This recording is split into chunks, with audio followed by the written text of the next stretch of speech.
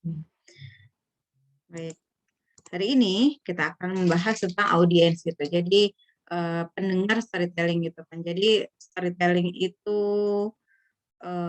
audiensnya itu biasanya dari mana aja sih gitu kan. Meskipun sebenarnya udah jelas ya namanya storytelling, dongeng itu biasanya paling banyak itu anak-anak gitu kan. Kita ketika kecil itu kan paling seneng ya, paling sering lihat dongeng gitu. Tapi begitu besar lama-lama kan tidak tidak lihat lagi gitu, beralih ke konten yang lainnya gitu. Nah, nanti kita akan melihat apa saja sih, bagaimana sih audiens storytelling tersebut.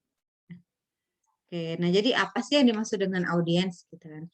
Jadi audiens itu merupakan kunjungan kehormatan, ini makna yang pertama ya gitu, yang agak tidak berhubungan gitu. Lalu yang kedua, pengunjung atau pendengar suatu ceramah dan sebagainya gitu. Jadi di sini dan sebagainya itulah yang dimana storytelling itu termasuk gitu. Jadi ya ya dia mendengarkan gitu, dia mengunjungi gitu. Tapi sebenarnya porsi terbesarnya yang namanya audiens itu nanti akan lebih banyak ke mendengarkan gitu kan. Jadi ketika kita nanti bercerita, siapa nih yang dengar gitu kan. Bisa jadi tekniknya akan berbeda gitu. Ketika yang mendengar itu misalkan anak-anak atau bayi gitu kan, atau misalkan orang dewasa, orang lansia itu nanti akan memiliki teknik yang berbeda-beda.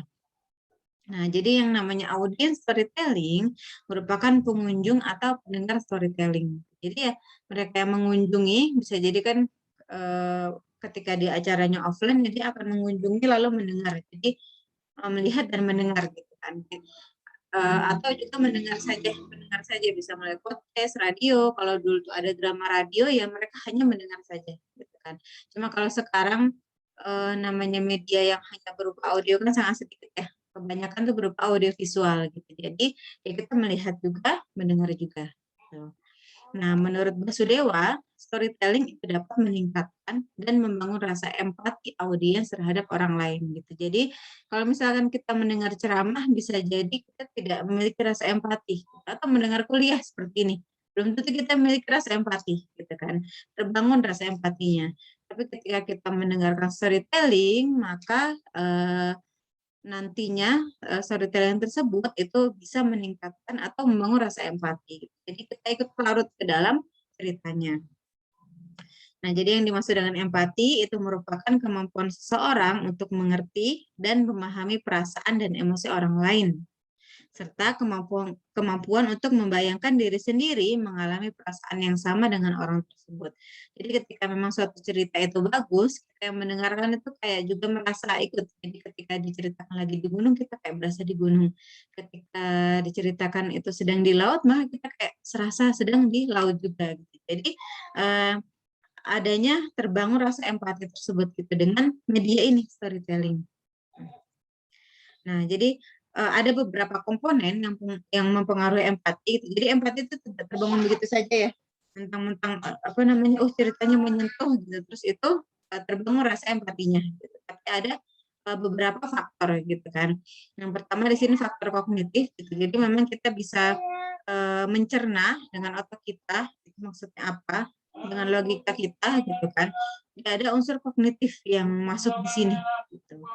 Lalu ada juga unsur afektif, jadi unsur perasaan, gitu kan. Jadi suatu cerita ketika memang disampaikan dengan baik, maka unsur afektif pendengarnya itu juga akan terbentuk. Gitu kan. Jadi kita merasa kalau ceritanya sedih ya kita sedih, ceritanya senang ya kita senang, gitu kan. Jadi ada unsur afektif di situ. Lalu ada gabungan keduanya, jadi nggak hanya satu-satu ya gitu, tapi digabung juga gitu kan. Dan yang terakhir adanya unsur komunikatif. Jadi memang eh, komunikasi ini itulah yang harus dibangun gitu sehingga yang mendengar itu merasa larut dengan cerita kita gitu kan. Jadi ini selain nanti didapatkan oleh pendengar gitu. Jadi ketika mereka memanfaatkan kognitif mereka, afektif mereka, lalu komunikatif mereka, maka mereka akan bisa menimbulkan rasa empati. Nah, dari sini kita bisa tahu gitu kan ketika nanti kita storytelling apa yang harus kita perbaiki, cara komunikasinya, ceritanya gitu sehingga para pendengar itu bisa berempati terhadap cerita kita. Nah, di sini selanjutnya ada pembahasan tentang usia pemerolehan bahasa anak gitu kan. Karena yang namanya storytelling itu bisa dimulai bahkan sejak anak itu baru lahir gitu kan. Jadi meskipun mungkin kadang kita mikirnya ya dia kan belum bisa ngomong, ngapain dibacain buku, ngapain diceritain gitu kan. Ini beda ya, dia mendengar cerita dari gadget dengan mendengar cerita dari orang terdekatnya, orang tuanya misalkan gitu, itu beda ya gitu. Ini maksudnya dari orang tuanya gitu. Nah, ternyata memang mereka itu sudah mulai berbahasa sedari kecil gitu kan. Nah, jadi bahkan usia 6 minggu atau dia baru berusia sebulan kan kita sering ya dengar bayi yang baru lahir tuh kayak gitu kan atau awau gitu yang memang kuing gitu. Jadi dia masih ngomong yang memang belum jelas gitu kan. Tapi dia udah bersuara gitu. Jadi tidak hanya diam kecuali dia ada masalah di fisiologisnya ya gitu kan. Tapi ketika tidak ada masalah semua bayi itu pasti akan ngomong gitu meskipun dengan yang jelas kita belum tahu maksudnya apa kan. Lalu begitu dia memasuki usia 6 bulan, lalu dia mulai namanya babbling atau berceloteh. Baba baba baba, mama mama mama gitu, papa papa papa gitu. Jadi bahasa yang apa namanya? Yang mudah gitu. Biasanya sih berulang ya, suku katanya satu dan berulang-ulang gitu kan. Dan huruf bunyi-bunyi seperti B, M, P yang memang mudah ya di bibir itu biasanya cenderung dilakukan gitu oleh bayi yang masih berusia 6 bulan gitu.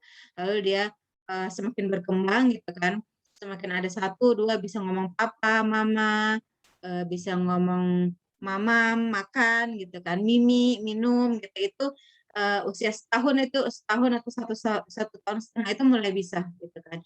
Baru kemudian usia 2 tahun atau biasanya sih mulai usia 1,5 tahun tuh dia ada ledakan bahasa. Jadi tiba-tiba ngomongnya sedikit jadi banyak gitu kan.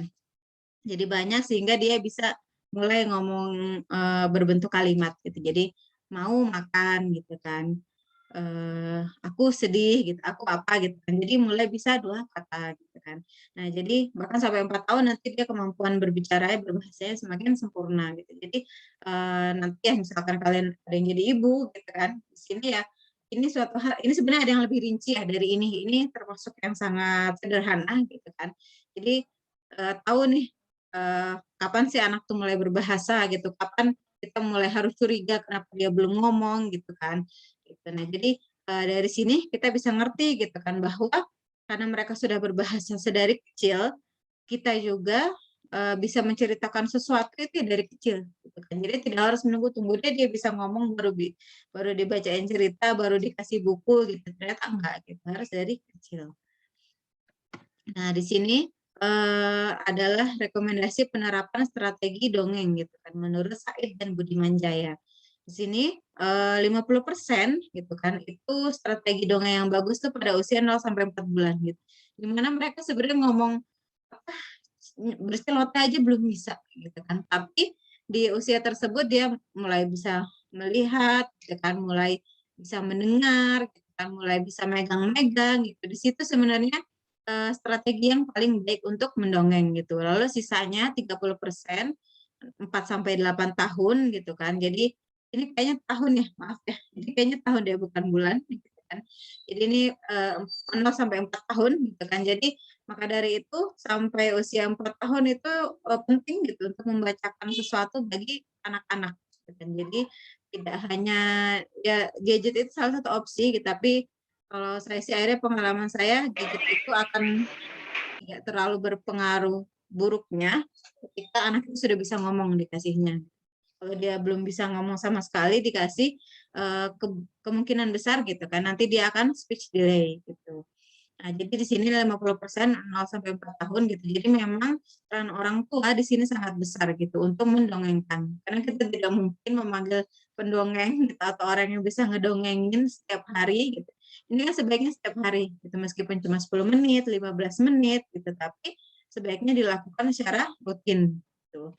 Nah, lalu baru mulai masuk 30% itu pada usia 4 sampai 8 tahun gitu. Jadi mereka memang membacanya bukan hanya dongeng tapi lebih luas lagi gitu dan juga belajarnya tidak hanya dengan membaca tapi bisa dengan kegiatan lainnya gitu atau bahkan dibantu dengan gadget itu juga bisa. Nah, lalu 20% itu pada usia 8 sampai 18 tahun gitu. Jadi semakin sedikit semakin lama gitu. Jadi wajar kita semakin sekarang itu semakin namanya dongeng itu jarang baca gitu kan. kayaknya udah hatam ya, karena dongeng kan itu jarang satu hal yang baru gitu, biasanya itu aja gitu kan. Maka ya kalau udah hatam, akhirnya tidak tertarik lagi gitu. Sehingga di sini bisa disimpulkan dari mulai usia 0 sampai 8, strategi dongeng itu efektif untuk menumbuhkan kemauan membaca pada anak usia dini gitu kan, dan dapat melalui cerita media-media buku gitu kan. Jadi memang medianya itu ya masih buku, belum belum yang lainnya gitu ya. Jadi full buku gitu. Dan ketika anak yang belum bisa membaca ya berarti kita bacakan gitu kan. Jadi nggak harus nunggu anaknya bisa membaca. Nah, di sini yang namanya audience storytelling, ini kita balik lagi ke audience storytelling secara luas, ada yang dia homogen dan ada yang heterogen. Gitu kan. Kita ada yang memang audiensnya itu tipe, ada yang dia bermacam-macam, dan ini pendekatannya nanti akan berbeda. Nah, lalu untuk pengondisian audiens, itu juga karena sekarang banyak yang media daring ya. Gitu kan. Kalau dulu mungkin rata-rata hanya luring. Jadi, ya orang ketika ingin mendengarkan komunitas mendongeng itu biasanya ya mereka di suatu tempat lalu mendongeng di situ atau mengadakan aktivitas pembinaan mendongeng yang baik gitu. Nah, tapi sekarang karena memang kita terbatas ya kondisinya, maka daring, pengondisian audiens secara daring itu juga menjadi suatu hal yang perlu diperhatikan. Nah, ini contoh dari audiens homogen gitu. Jadi, misalkan anak TK, semuanya anak TK, umur yang sama ya mungkin 2 sampai 5 tahun gitu kan, atau 4 tahun semua, 3 tahun semua gitu. Jadi sama gitu secara kemampuan kognitifnya, kemampuan afektifnya itu mereka, kemampuan emosionalnya itu sama gitu, homogen. Jadi dilihat di sini anak-anak semua, yang ini juga beliau ngajarnya itu ya di audiensnya meskipun daring ya, bukan itu ya ITK. Nah, sedangkan yang heterogen itu banyak gitu. Contohnya misalkan di sini di acaranya Kikendi kan audiensnya heterogen, ada yang mungkin masih kuliah, ada yang sudah bekerja, ada yang apa namanya sudah pensiun bahkan gitu, atau ada yang masih single, ada yang sudah menikah gitu kan, ada laki-laki, ada perempuan, jadi bermacam-macam gitu. Sehingga di sini pendekatannya itu jelas berbeda gitu kan. Dan kayak langsung dengan daring itu juga dia beda kondisinya. Karena kalau daring kan kita nggak lihat langsung ya, kita tidak bisa langsung melihat matanya gitu kan, sorotan mata penonton kita gitu. Tapi kalau luring kita bisa lihat langsung. Kalau misalkan penonton itu kira-kira sudah gelisah, sudah apa gitu kan, maka bisa langsung apa ya, ada trik gitu untuk menumbuhkan semangatnya kembali. Tapi kalau daring kan kita nggak tahu gitu. Soalnya kadang misalkan off cam nih kebanyakan. Jadi kita nggak tahu apakah dia tertarik atau enggaknya gitu. Jadi memang untuk daring ini lebih lebih sulit ya gitu kan dibandingkan kita touring. Nah, ini contohnya di TK gitu kan, bagaimana sih mengondisikan audiens di TK gitu kan. Nah, itu nanti harus mengacu pada tempatnya di mana gitu, apakah dia indoor atau outdoor gitu kan. Anak-anak ketika dia di indoor mungkin bisa dikondisikan duduk, tapi ketika di outdoor dia belum tentu pengen duduk, pengennya mah lari-lari aja. Apalagi kalau dia di taman bermain, jadi pengennya ya mainan. Terus posisi duduknya, apakah di tengah, di depan gitu kan, atau di apa namanya berada di sekeliling di antara audiensnya gitu kan, itu nanti pengondisiannya berbeda.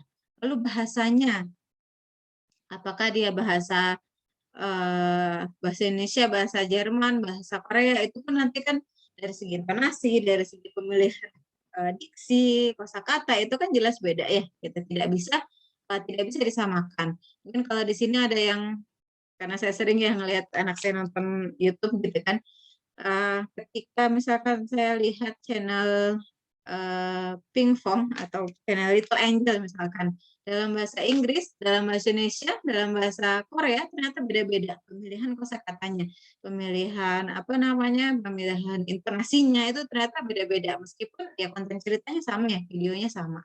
Gitu.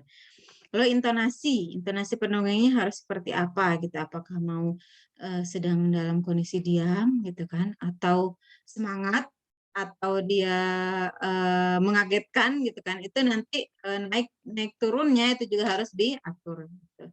Lalu pemunculan tokoh-tokoh, bisa jadi kalau misalkan luring itu kita bisa duet ya gitu, tidak hanya sendirian storytelling-nya, bisa jadi sama dengan rekan kerja gitu kan. Nah itu kan nanti tokoh-tokohnya yang mana aja gitu, itu kan harus disetting gitu agar tidak membingungkan gitu. Nah, tapi kalau misalkan daring, mungkin bisa dengan bantuan boneka tangan, itu juga kemunculannya juga harus diatur gitu kan. Kapan si kelinci harus muncul, kapan si singa harus muncul nih gitu. Nah, itu harus diatur. Nah, terus penampakan emosi pendongeng gitu kan. Karena emosi ini penting ya gitu kan. Sedih, senang, kaget gitu kan. Berlari, bahkan yang seperti itu kan harus ditampilkan ketika kita mendongeng gitu. Tidak bisa hanya dengan ekspresi datar kayak gitu. Nah, ini penting gitu. Nah, untuk daring ini jelas akan sulit ya gitu karena memang ekspresi wajah kita itu tidak semuanya bisa tersampaikan dengan baik via ini, via daring gitu. Lalu peniruan suara ini yang mungkin sulit ya. Karena saya juga mengakui saya belum terlalu bisa nih niruin suara gitu. Tapi karena audiensnya cuma anak saya gitu kan, jadi ya tidak terlalu bermasalah gitu. Tapi ketika audiensnya orang banyak, kita anak TK yang banyak, itu jelas harus ada teknik peniruan suara memang gitu kan. Suara membuat suara yang bermacam-macam gitu.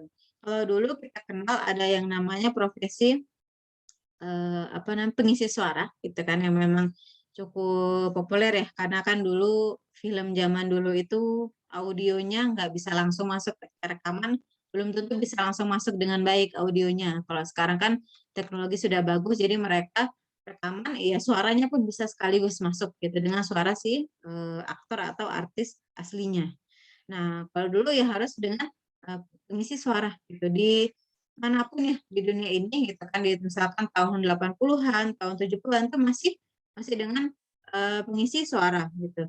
Dan pengisi suara itu akhirnya memiliki kemampuan ini menirukan suara gitu kan. Jadi bisa jadi tokohnya dia beda gitu, tapi suara apa orangnya itu sama yang mengisi gitu kan. Kalau mungkin pernah dengar ini wawancara yang dabernya Doraemon gitu kan, ternyata selain bisa suaranya Doraemon, beliau bisa juga suara yang lain gitu. Karena kita nggak tahu, loh ternyata itu suara perempuan toh, dikirain laki-laki gitu kan. Nah jadi ini kemampuan yang cukup sulit ya gitu menirukan suara ini. Dan ketika memang bisa, maka efeknya itu akan semakin baik. Gitu kan. Jadi pendengar pendengar storytelling itu akan bisa larut gitu. Karena apa? Karena merasa suaranya beda-beda nih, suaranya unik nih, ini beneran kayak suara kancil nih, beneran kayak suara singa dan sebagainya. Nah, lalu penguasaan terhadap anak yang tidak serius. Gitu kan. Jadi kan namanya anak-anak kadang kita tidak bisa kondisikan mereka harus duduk diam. Gitu. Ada yang suka berlari, ada yang suka lompat-lompat gitu kan. Nah, terhadap anak-anak yang seperti itu harus apa gitu agar tidak juga mengganggu anak-anak yang memang lagi fokus dengerin gitu kan. Jadi memang ini memerlukan penguasaan yang cukup cukup bagus ya gitu terhadap hal ini. Lalu menghindari ucapan spontan gitu kan. Jadi biar apa namanya nggak kaget kadang kan apalagi kalau misalkan ada yang latah ya gitu. Kadang mungkin nanti ada kata-kata yang memang dikeluarkan itu tidak sesuai dengan story lainnya. Gitu. Nah, lalu apa sih yang harus diperhatikan oleh pencerita berkaitan dengan audiens di era digital gitu. Jadi kita lihat di sini audiens kita itu semakin beragam gitu. Platformnya macam-macam. Bahkan dalam bersosmed pun pengguna Instagram misalkan dibandingkan pengguna Twitter, dibandingkan pengguna TikTok itu beda semua karakternya gitu kan. Meskipun mungkin orangnya sama nih, dia punya akun Twitter, punya akun Instagram, punya akun TikTok, tapi penggunaannya itu beda gitu. Nah, jadi platformnya itu semakin bermacam-macam gitu dan jadi ketika kita nanti bercerita platform apa sih yang paling disukai gitu oleh audiens ini juga harus kita riset, harus kita perhatikan. Apakah di YouTube gitu kan atau di kalau Instagram sih kayaknya agak susah ya meskipun ada fitur story, ada fitur reels, bisa sih sebenarnya gitu kan lewat situ juga gitu atau fitur-fitur yang lain podcast dan segala macamnya gitu. Jadi kita harus tahu atau misalkan kita ingin di semua platform tersebut, maka kita harus tahu setiap platform itu punya karakteristik apa. Jadi nggak salah ciri khas YouTube kita bawa ke misalkan kita bawa ke podcast gitu itu kan beda ya gitu. Nah, lalu kontennya itu harus relevan dengan audiensnya gitu kan. Jadi kita mau menyasar siapa, anak-anak, remaja atau lansia, itu nanti kontennya itu harus juga menyesuaikan gitu. Bisa jadi cerita Cinderella buat anak-anak dengan buat remaja dan dengan buat dewasa itu bisa jadi akan berbeda gitu kontennya. Karena apa? Karena kita menyesuaikan dengan audiens. Nah, lalu penyajian konten yang menarik gitu kan. Jadi memang di sini tidak bisa apa ya, yang namanya storytelling gitu memang bukan merupakan keilmuan tunggal, tapi bisa jadi kita butuh bantuan dari teknologi gitu kan, butuh bantuan desain, butuh bantuan misalkan editing foto, video dan segala macam, bisa jadi butuh hal tersebut gitu. Nah, terus mengemas konten sekreatif mungkin dengan penyampaian yang mudah dipahami. Nah, jadi memang di sini unsur kreativitas itu juga dibutuhkan gitu kan, sehingga konten kita itu akan menarik ya di mata orang, di mata audiens. Lalu captionnya itu tidak terlalu pendek, tidak terlalu panjang gitu. Ini captionnya tergantung ya di mana gitu kan, di Instagram atau di Twitter atau di mana itu nanti akan beda-beda gitu. Nah, ini captionnya bisa jadi yang memang harus menarik gitu kan, yang ketika orang melihat itu bisa langsung tertarik isinya tentang apa. Jadi ini ketika kita nanti membuat cerita, ya kita juga harus riset gitu terkait audiensnya itu mau yang seperti apa. Nah, terus di sini merupakan hal-hal positif yang dapat dirasakan audiens terhadap storytelling di era digital gitu kan. Jadi karena di sini storytelling di era digital itu banyak macamnya gitu kan, ternyata manfaat positifnya itu juga banyak gitu kan. Salah satunya literasi digital gitu. Jadi memang kita kan beda ya membaca buku dengan membaca informasi di buku, di koran, dengan membaca informasi di WhatsApp itu bisa jadi beda gitu kan.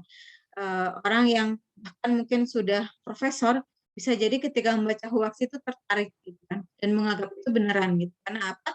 Bisa jadi literasi digitalnya itu masih kurang gitu. Jadi ini yang harus kita punya sekarang gitu. Nah, salah satunya bisa didapatkan juga dengan storytelling gitu. Jadi bagaimana kita memiliki literasi digital gitu. Tidak karena informasi sekarang terlalu beragam, terlalu banyak ya bagaimana kita itu filter utamanya. Lalu literasi global, di mana kita sekarang bisa menikmati cerita itu bukan hanya dari negara kita, tapi dari bangsa-bangsa yang lainnya juga, itu bisa kita tahu gitu. Jadi kita bisa ngerti juga secara brief ya, secara singkat, budaya apa sih yang ada di belahan bumi mana gitu kan. Kalau dulu mungkin baca dongeng kita butuh beli buku dan tidak semua di pasaran tuh buku tersebut ada gitu kan. Misalkan saya pengen baca dongeng dari Rumania, nggak ada tuh di pasar gitu kan, harus carinya di mana gitu. Ternyata di zaman sekarang mudah menemukannya, mungkin dari di YouTube aja ada gitu kan. Nah itu, kita akhirnya bisa memiliki literasi global. Lalu literasi teknologi gitu kan. Jadi memanfaatkan teknologi gitu kan untuk untuk membuat sesuatu gitu itu bisa kita dapatkan. Dan literasi visual gitu. Jelas karena era digital ini akan sulit kalau hanya audio saja. Pasti butuh visual juga gitu. Jadi kita tahu gitu kan namanya ada kemampuan literasi visual yang kita dapat. Lalu literasi informasi gitu. Ini semua sebenarnya terangkum dalam literasi digital. Nah, lalu bagaimana sih kita, misalkan kita sekarang pembicara gitu kan, gimana sih pencerita yang baik itu gitu kan, storyteller yang baik tuh kayak gimana nih gitu kan. Nah, itu ketika memang pencerita tersebut mampu memilih cerita yang tepat, cerita yang memang bagus, menarik gitu, tepat untuk disampaikan bagi kita. Misalkan kita mahasiswa nih, oh cerita tersebut emang cocok buat mahasiswa gitu kan. Jadi dia mampu memilih cerita yang tepat. Bentar ya.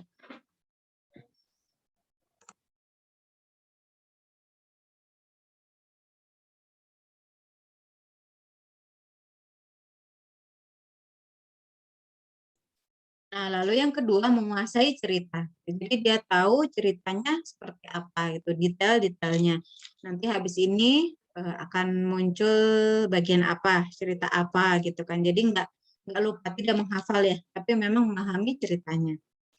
terus memahami latar belakang audiens gitu kan. Jadi anak-anak pun ketika dia anak-anak yang biasa dengan yang mungkin berkebutuhan khusus itu akan beda pendekatannya gitu, sehingga ketika memahami latar belakang audiens maka cerita yang disampaikan itu bisa lebih lebih bagus gitu kan. Kita pun ketika memang pembicara itu memahami kita gitu kan, misalkan kehidupan mahasiswa nih dipahami banget gitu kan, maka ya kita akan merasa senang kan karena ya cerita kita dibahas gitu kan. Bukan cerita yang mengawang-awang yang kita nggak pernah dapatkan, tapi ya cerita kita yang kita alami itu dibahas. Lalu mengetahui situasi, gitu kan. Jadi situasinya apakah apa namanya sedang ya kayak sekarang ya, kalau COVID lagi pada susah, gitu. Misalkan audiensnya adalah orang-orang yang terdampak COVID gitu kan. Ya, situasinya jelas situasi yang tidak mudah gitu kan. Maka di pembicara tersebut mampu menyampaikannya itu dengan situasi yang tepat, tidak terlalu banyak tertawa, tidak terlalu banyak sedih juga gitu, tapi dalam hal yang tepat. Lalu memiliki tujuan yang jelas gitu. Jadi ketika pembicara itu memiliki tujuan yang jelas, maka kita itu bisa dengan mudah gitu memahami ceritanya. Lalu menjalin kontak gitu, meskipun ini daring, luring, ketika dia mampu menjalin kontak, maka kita akan merasa dilibatkan dalam cerita. Gitu. Nah, lalu memiliki kemampuan linguistik yang tinggi. Dan jadi ketika kita mendongeng, pembicara yang baik itu tidak hanya menggunakan kata yang sama gitu atau kalimat yang sama terus-menerus gitu, tapi bisa jadi dia mengubahnya dengan diksi yang tepat gitu ketika audiensnya beda gitu kan. Jadi kemampuan linguistiknya itu tinggi gitu, kemampuan kosakatanya, kemampuan intonasinya, kemampuan pronouns-nya gitu kan, ABCD-nya itu jelas gitu. Jadi tidak terlalu cepat, tidak terlalu lambat. Lalu bisa memanfaatkan alat bantu. Ini juga yang penting bagi storytelling gitu kan. Kita memang harus punya alat bantu ya gitu kan. Entah misalkan nanti kalian dengan bikin edit video sederhana gitu. Jadi ada alat bantunya video gitu kan. Atau dengan menggunakan boneka tangan atau bikinnya itu dari kayu gitu kan. Itu jadi ada alat bantu yang kita gunakan. Lalu memiliki penampilan yang meyakinkan. Jadi memang ya tidak ragu-ragu ketika menyampaikan cerita dan memiliki rencana gitu, jelas rencana penyampaian storytellingnya itu seperti apa gitu. Bahkan mungkin ketika respon atau dari audiens yang itu tidak diharapkan, dia bisa pakai rencana lain. Nah, ini jadi tadi kita sudah membahas tentang audiens gitu kan. Jadi dari kacamata pembicara gitu kan, bagaimana sih menilai audiens gitu, dan dari mata audiens juga bagaimana sih pembicara yang baik itu gitu. Jadi kita bisa tahu nanti ketika kita menyusun cerita, menyusun alur, memikirkan alat bantu itu seperti apa, itu kita bisa memahami dari khususnya bagian audiens ini. Jadi jangan sekedar bikin cerita tapi nggak tahu nanti mau disampaikan ke siapa gitu kan. Jadi nanti mungkin saya minta kalian juga ceritanya kan kemarin sudah ditentukan ya.